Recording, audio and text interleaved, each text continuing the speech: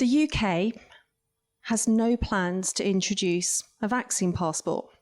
Vaccines are not mandated in this country, as Boris Johnson has quite rightly reminded Parliament. That's not how we do things in the UK. We do them by consent.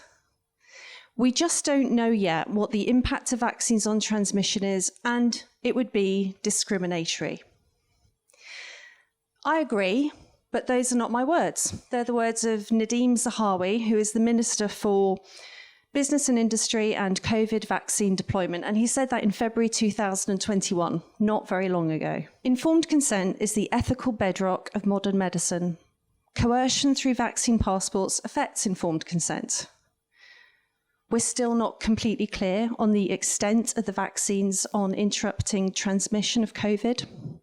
It's still very early days, and vaccine passports will be discriminatory. Rather than explain to you why I oppose vaccine passports, I would prefer the government to make a strong argument in favour of vaccine passports, which they have failed to do.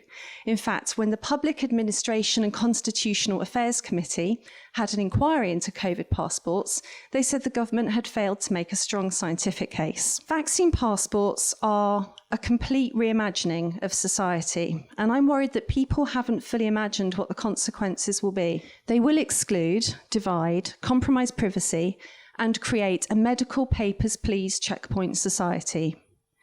At the very least, they set a precedent for future erosion of health privacy and checkpoints.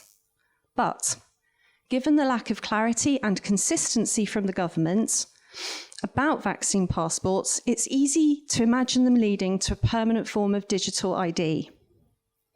Instead of lurching and pivoting our way through the epidemic, I think we should set our sights on where we want to be as a society. I do not like to imagine a two-tier society. I like to imagine that we're better together.